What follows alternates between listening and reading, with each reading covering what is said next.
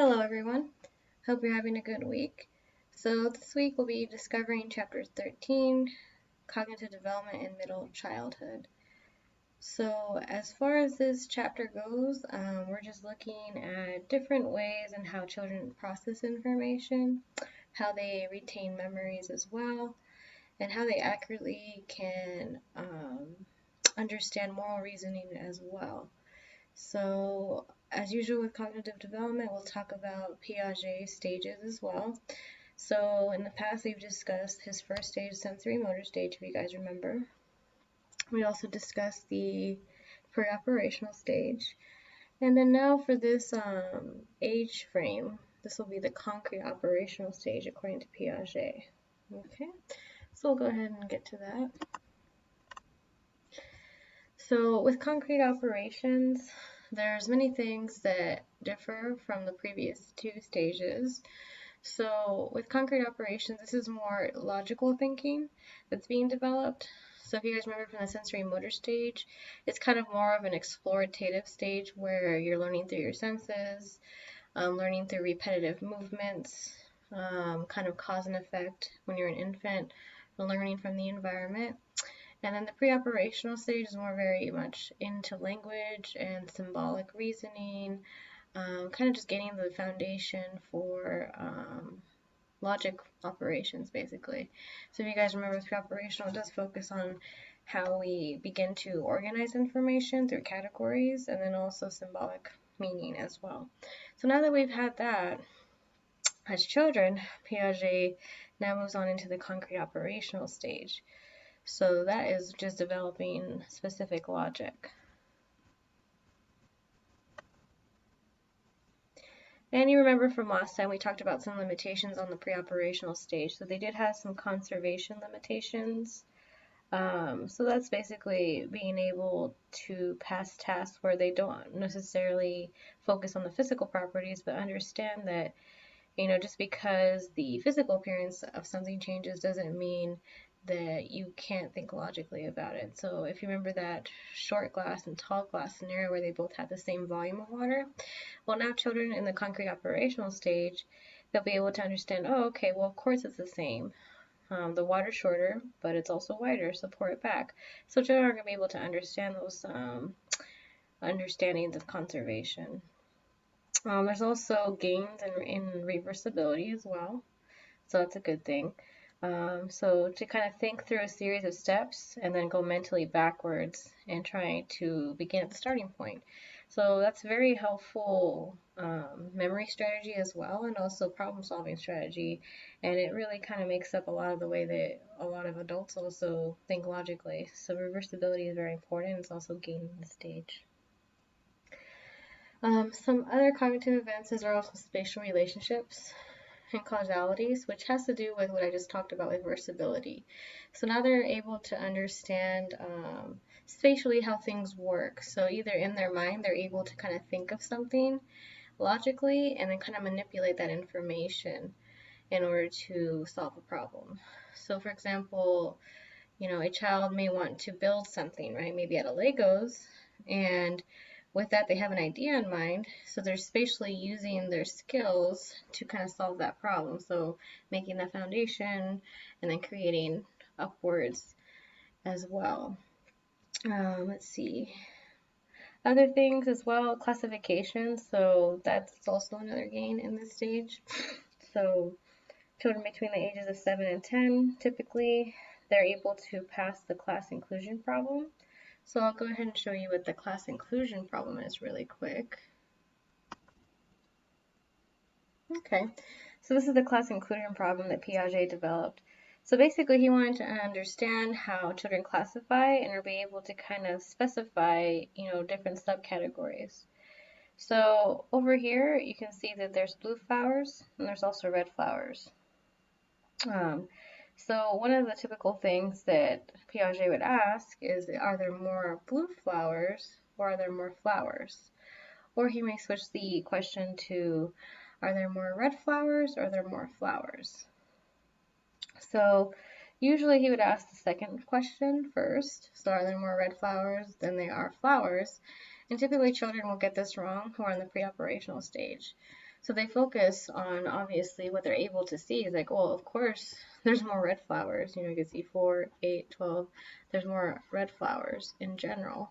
But the question is actually asking flowers, right? So all of these are flowers. So being able to use subcategories and also categories in a broad way. So children in the pre-operational stage usually get this wrong.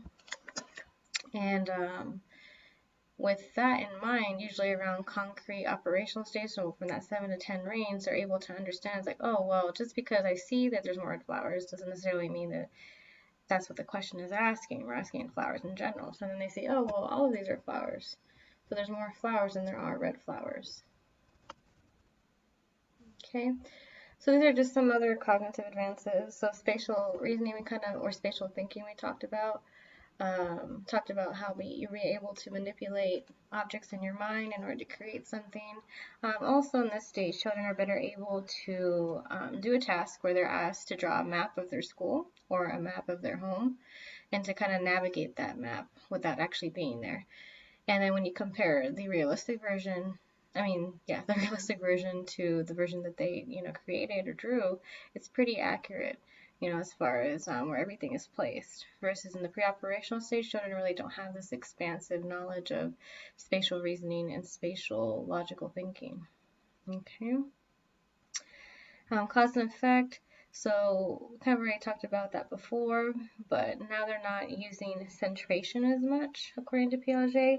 And with centration, they're just focusing on one aspect of the problem. We do see that there's more decentration, so they're able to focus on multiple things about a problem or several aspects and relating them to different ways to solve the issue at hand. Okay. We talked about categorization already, so we did the inclusion class problem. So seriation and transitive inference. So that's another gain that we do see in this stage. So seriation, if you remember, is just the ability to order items along like a numerical way or numerical dimension. So either by weight, size, length, being able to go from biggest to largest and kind of organize information in that way. So Piaget kind of had different ways to do this. So he would ask children to arrange sticks in different lengths, which I think I talked about in the previous video. So that would go from shortest to longest. So in his study, he found that older preschoolers were able to put the sticks in a row, but they don't do so without making any errors. So around 6 to 7, so after preschool, they do have this ability to seriate or use seriation and moving from one smallest item to the biggest item without making as many errors. Okay. We also have that children can also seriate mentally, or use seriation mentally, and that's transitive inference. Okay, so this is where they're able to kind of think of numerical operations without necessarily needing to see it right in front of them. Okay, so he did kind of an inference problem, and you've probably seen this a lot on IQ tests or just tests to test your, mental capacity or knowledge. So he did an inference problem. So what the exact problem that he did was he would have different objects, and he would say, okay, so if you're observing stick A is longer than stick B, and stick B is longer than stick C, children must infer that A is longer than C. Okay, so through that, they have this right in front of them, but they really can't manipulate that information in real time, so they really have to think about logically what the information is presenting numerically. So with this transitive inference, children begin to integrate those three relations. So they start to see A to B, B to C, and A to C. And as long as they're able to remember the information in the concrete operational stage, they typically grasp the idea that what the answer is. Okay, so typically around 7 to 8 years old, they have this idea of transitive inference. And especially when you make it more relevant to children, the problem, so maybe you're using action figures or maybe you're using something that they actually can connect with, they're able to perform the task very well. Okay, So going back to the problem of transitive inference, so stick A is longer than stick B is longer than stick C, so then we know that A is longer than C. So that's the problem that they're able to solve, that they understand that A is longer than C. Let's see. Talked about spatial reasoning. What else? Oh, we have conservation. We just talked about that already. And numbers and mathematics. So transitive inference kind of plays a role in mathematics, that now children are not seen using their fingers to count. They're kind of using their head more, kind of be able to manipulate that information in their head without actually doing any manipulation physically to try and count. So we have that ability to kind of start to use our mental operations. Okay. Okay. So with inductive and deductive reasoning, this is a very important aspect of logical thinking. So understanding that there's different ways to go about solving a problem. So for example, inductive is based on, specific information that you have, versus deductive is more on just general information that you have. So on general information, you have like this broad umbrella that you kind of have to deduce and refine to get to the solution, versus inductive reasoning has very specific information and you go from that to solve the issue. So children are kind of able to go back and forth between this during this concrete operational stage. Let's see. Talked about that. I'm trying to see what else, if we have not missed anything else for this chapter. Okay. So with that in mind, we will move on to moral reasoning. Okay. So now that we have concrete operations being developed, we also have moral reasoning that's being developed. Depending on, what theorists you're talking to about moral reasoning, there's two major ones in at least early childhood development, and that's Kohlberg and also Piaget, actually. Piaget developed his own specific stages of moral reasoning as well. So we'll go ahead and talk about those really quickly. Alrighty, so as I said, Kohlberg and Piaget are major proponents of this theory.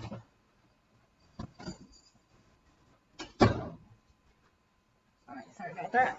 My cat was trying to get in the room and sometimes he meows too much. So I kind of had to kick him out. Alright, so we have three stages for both actually. So we'll start with Kohlberg. So he has a first stage where it's called the pre-conventional level of moral reasoning.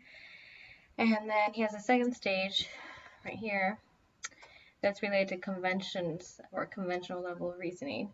And then his last stage is the post-conventional level. Okay, so within these three broad stages for Kohlberg, he actually has substages within there. So we'll start with the first stage. So this is usually from ages 2 to 7. So his substages from here are actually related to like punishment and obedience. And then the second substage is related to more instrumental purpose orientation, and that's a big word, and we'll talk about that. But basically what the punishment and obedience orientation refers to is that there's kind of I wouldn't say there's necessarily a fear of authority, but a lot of how children engage in moral tasks or, being good or being bad is related to kind of following the rules, right? And they follow the rules because there's someone who, has authority over them. So they may be punished, so there's maybe a fear of punishment, or because there's an authority figure, maybe they want to please the authority figure, right? So they do good things because they want to be a good boy or a good girl. So with that, that's just what that punishment and obedience means. And then we have the instrumental purpose orientation.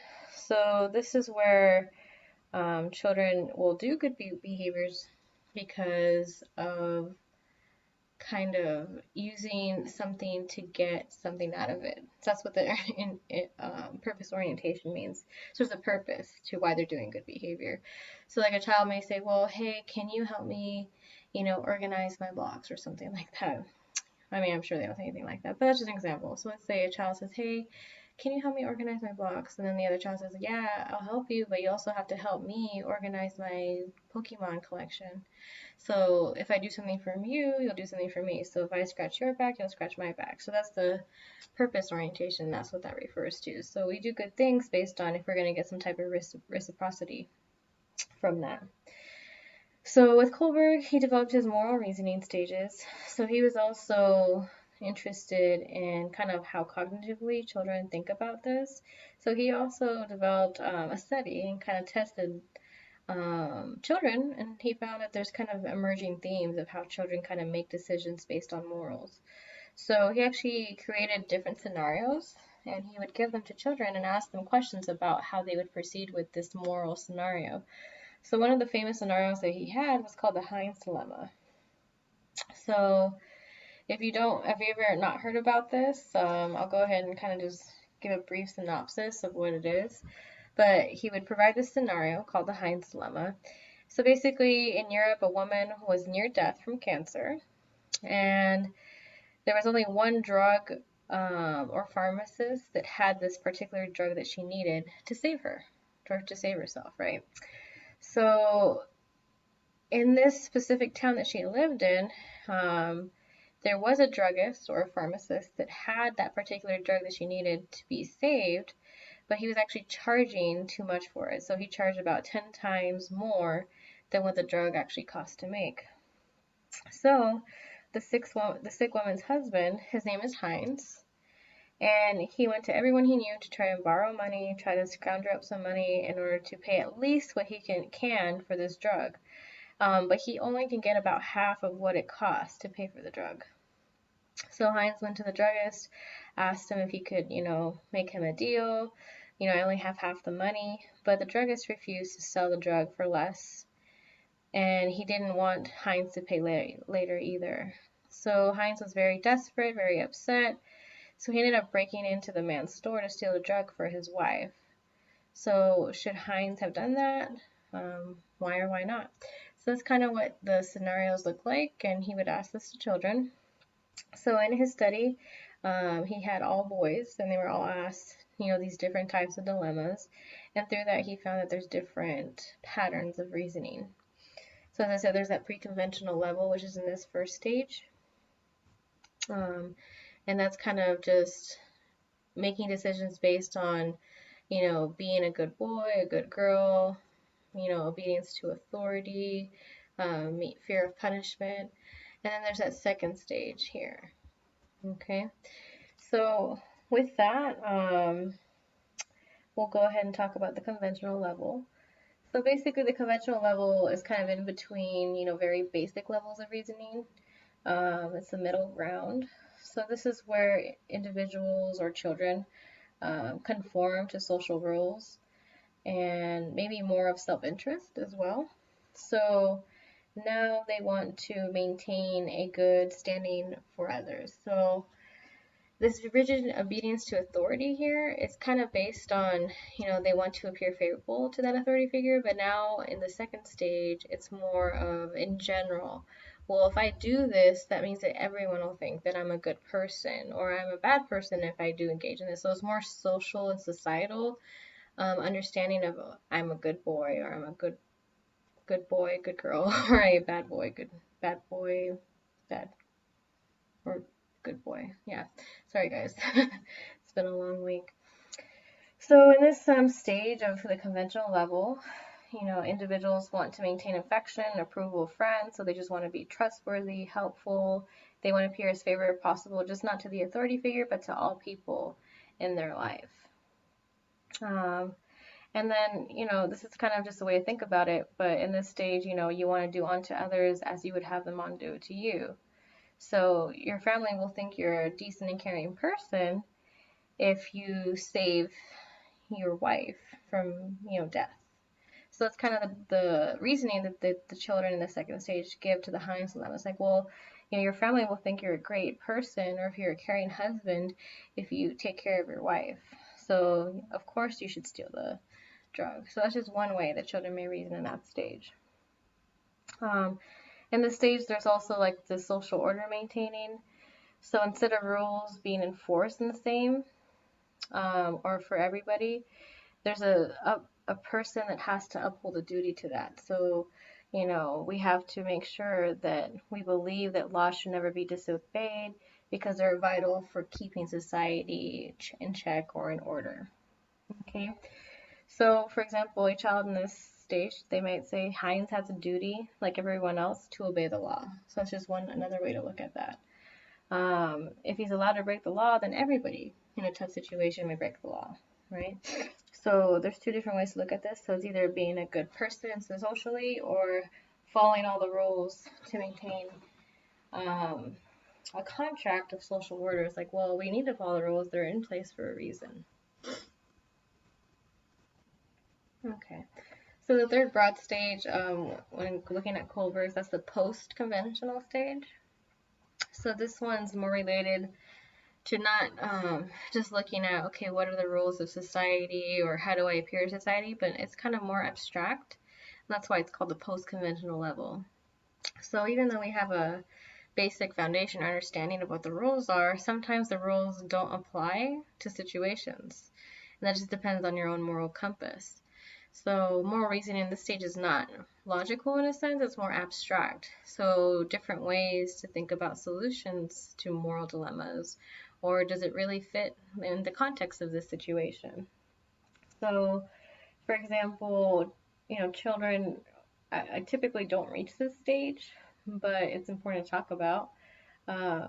So someone who has abstract moral reasoning in the post-conventional level may say, well, yes, there is a rule or a law that you're not supposed to steal, but it's not meant to keep someone from living, right? So when you compare stealing to life, those are different things, right? So one outweighs the other in this context, right? So yes, stealing is bad, but if you're trying to save someone's life, well, maybe it's not so bad, right? So that's kind of how children will see this. Like I said, typically children don't get to the stage who are young. Usually it's around ages 11 to 12. This is more kind of an adolescence or pre-adolescence moral reasoning, but it's something to talk about. And then let's see. Overall, this is just Kohlberg's theory of moral reasoning, and there are some limitations to it. The fact is that when he did his original study, he only did it with boys. So we're kind of missing that other gender bias right there. So females think differently, and would females, make different patterns or whatnot. So this study has been replicated, and we do find in general people kind of see moral reasoning in this way. But that's just one limitation on the original study, that there was boys used and no girls used in the study. Okay. And then overall, like I said, the study has been utilized or replicated many times, and we do see that there is some sex differences in moral reasoning. Like I said, in general, we do see these first, second, third stages, but just some sex differences that are very common that we see is that females tend to have more social obligations or social understanding when making moral decisions. So they think about others first. And that's just a gender difference that we see in moral reasoning. And not to say that all females are this way, but it's just a general pattern. Okay, so the next thing we're talking about is executive functioning. So we talked about moral reasoning, cognitive development. So executive functioning is just basically a psychological process that happens, and we all have executive functioning. Some people have better executive functioning than others. But basically just means that our brain is being able to pay attention to information, organize that information, and then if needed, we'll be able to utilize that attention to come up with new solutions. So it's basically our attention span, but also our ability to kind of sustain that information as well. So executive function is very important in just general problem solving. So we do see that there is some gains in that executive function in the stage that we're talking about. In middle childhood to adolescence, we do see that gain in executive functioning. And then how children pay attention with their executive functioning is going to know how they retain and consolidate that information for later use. So executive function has a big role to play in memory. So if you have someone, maybe a child or even an adult, and they're maybe, not paying attention, maybe to a lecture or paying attention to a movie, with conscious thought, then they're going to miss information, right? So the more conscious control of our thoughts and emotions or actions, the more ability we have to retain and consolidate information for later use. Okay. All right. So as I said, when executive functioning is developing, in general, we have executive functioning when we are in early childhood and infancy. But like I said, the most gains occur between the stage that we're talking about now in middle childhood to adolescence. And this is because brain development is happening. So we do see the frontal lobe is becoming more mature. And the frontal lobe is basically the major control system of executive functioning, right? How we take in information, how we send information out, how long we pay attention to a certain thing as well. And also noted is the prefrontal cortex. So because of those gains in the prefrontal cortex, we also see that executive functioning is being continually developed. So obviously this has to do with environmental influences. So the more exposure a child has to, different activities, so activities that stimulate the mind, for example, physical activity is very, very good when it comes to brain development. So engaging in a sport like soccer, baseball, or even engaging in things that require mental activity. So maybe engaging in an after-school club, doing, science and engineering. We do find that children that engage more out in their environment, the more executive functioning they develop. Also, executive functioning has to do with control as well. So we do see that children that have maybe behavioral issues, they tend to have poor executive functioning. So they may have trouble sustaining, attention. They may have trouble kind of self-regulating their emotions. So that's going to have to do with parenting and practices. So, maybe a parent doesn't, provide, a structured environment or routine. So that could also, play a role in if executive functioning is being developed. Okay. So with that, we'll move on to, okay. So I think this is a good segue into attention deficit or hyperactivity disorder, ADHD, because we do see that a lot of children who have executive functioning issues tend to have ADHD symptoms. Okay. So if you guys, I'm sure many of you have heard of ADHD before, but there's actually different types. So there's inattention versus hyperactivity. So usually when people think of ADHD, they think of a child that just can't sit down, maybe a child that doesn't pay attention, a child that's maybe throwing things and kind of not paying attention to the rules. They're very impulsive. But we also have ADHD, but the inattentive type, where maybe they really don't have a lot of behavioral issues. They're not really, impulsive, but they just have problems but they have problems sustaining attention, right? And yes, they get distracted, but it's not very behaviorally seen, right? So there's inattention where specifically that they lose information because they're not sustaining that attention for long periods of time. But then you have hyperactive where they continuously are restless and they can't sit still and they're distracted, and sometimes that becomes a behavioral problem, right? So there's inattention and hyperactivity. So different types of ADHD. Overall, with distractibility and impulsivity, there's also excessive motor activity. So that's also referred to as inappropriate overactivity. So as I said, they may not be able to sit in their chair. They may move back and forth a lot. They may tap their pencils. They may fidget a lot as well. So those are, inappropriate excessive motor activities, and we do see that a lot in ADHD. Overall, you may have known this, but boys are actually more likely to be diagnosed with ADHD. Typically, it's around 3 times more often than girls. Although we do see girls can have ADHD, I think sometimes it goes either underdiagnosed for girls, sometimes overdiagnosed for boys. But sometimes it's overlooked for girls because their symptoms are not really as dramatic, I guess you could say. They're more that inattentive or inattention type. So because of that gender bias, we typically think of a child with ADHD as a boy. And I'm sure while I'm telling you guys this, you probably had a boy in mind, right? When you're thinking about child, being hyperactive. So we do see that gender bias, that we tend to kind of mirror hyperactivity with masculine traits. Okay. So overall, like I said, children with ADHD, they can't sustain information for a long period of time.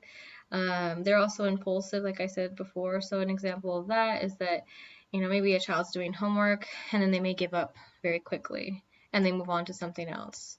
Or they move from activity to activity because they can't sustain the information or attention for long periods of time. So they get bored or they get restless. So that's where that impulsivity comes from as well.